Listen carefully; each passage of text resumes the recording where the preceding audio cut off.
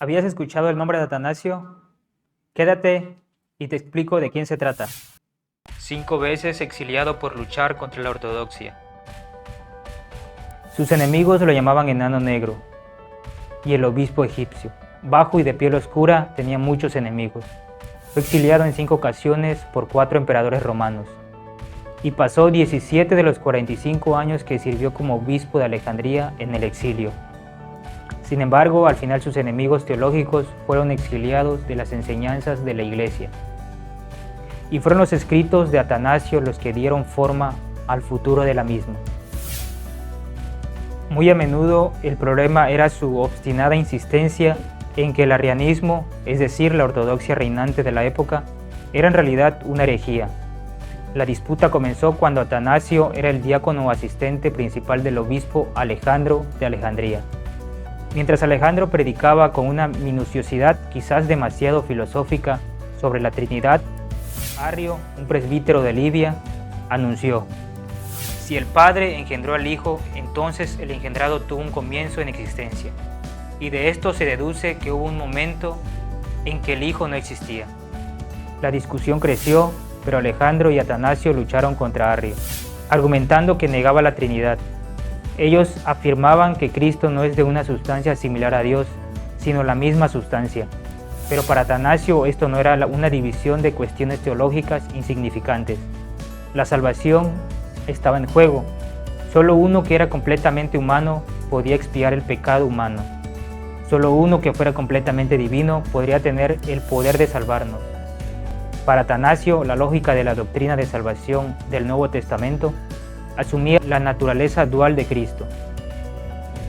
Los que sostienen que hubo un tiempo en que el Hijo no existió, roban a Dios de su palabra como saqueadores. La carta encíclica de Alejandro, firmada por Atanasio y posiblemente escrita por él, atacaba las consecuencias de la herejía de los arrianos. El Hijo, entonces, es una criatura y una obra. Tampoco es en esencia como el Padre, tampoco es la palabra verdadera y natural del Padre. Tampoco es su verdadera sabiduría, sino que Él es una de las cosas hechas y creadas, y se le llama la palabra y la sabiduría por un abuso de términos.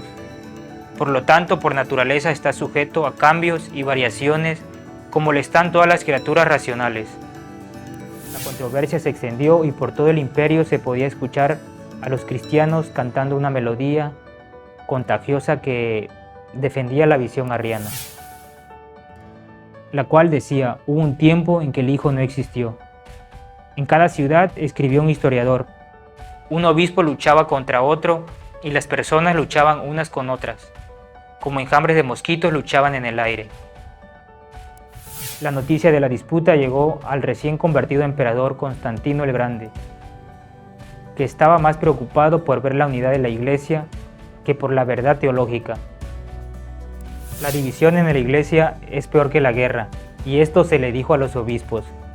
Para resolver el asunto llamó a un consejo de obispos. De los 1800 obispos invitados a Nicea, unos 300 acudieron y discutieron, pelearon y finalmente desarrollaron una versión temprana de lo que hoy conocemos como el Credo de Nicea. El concilio dirigido por Alejandro condenó a Arrio como un hereje, lo exilió y convirtió en un delito capital poseer sus escritos. Constantino estaba complacido de que la paz hubiera sido restaurada en la Iglesia. Atanasio, cuyo tratado sobre la encarnación sentó las bases para el partido ortodoxo en Nicea, fue aclamado como el noble campeón de Cristo. El diminuto obispo simplemente se alegró de que el arrianismo hubiera sido derrotado, pero esto no había sido así.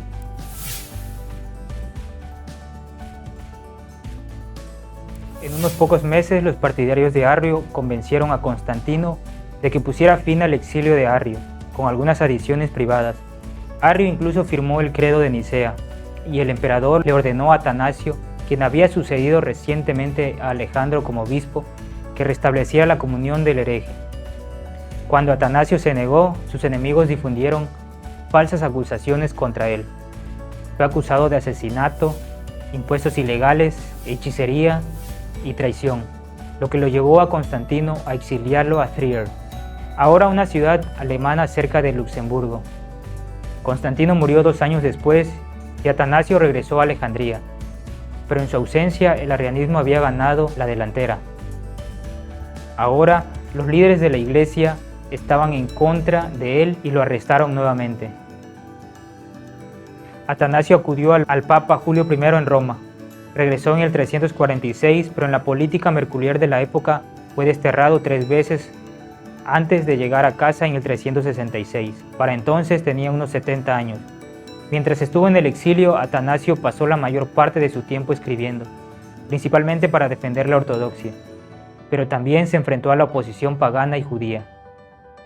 Una de sus contribuciones más duraderas es su vida de San Antonio, que ayudó a dar forma al ideal cristiano del monacato. El libro está lleno de historias fantásticas de los encuentros de Antonio con el diablo, pero Atanasio escribió: no seas incrédulo con lo que escuchas sobre él. Considera más bien que de ellos solo hemos conocido alguna de esas hazañas. De hecho, el obispo conocía personalmente al monje, y la biografía de este santo es una de las más confiables desde el punto de vista histórico. Se convirtió en uno de los primeros libros más vendidos e impresionó profundamente a muchas personas, incluso llevando a paganos a la conversión. Agustín es el ejemplo más famoso de ellos. Durante el primer año después de su regreso a Alejandría, Atanasio envió su carta anual a las iglesias de su diócesis, llamada Carta Festiva.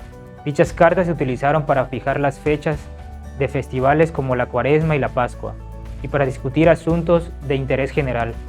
En esta carta, Atanasio enumeró lo que creía que eran los libros que deberían constituir el Nuevo Testamento. Solo en estos 27 escritos se proclama la enseñanza de la piedad, y escribió lo siguiente: nadie puede agregarles nada y no se les puede quitar nada.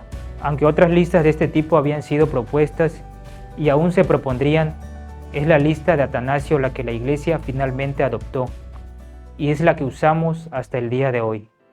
Ahora ya conoces quién fue este personaje. Esperamos tus comentarios y nos vemos en el próximo capítulo en Una mirada al pasado.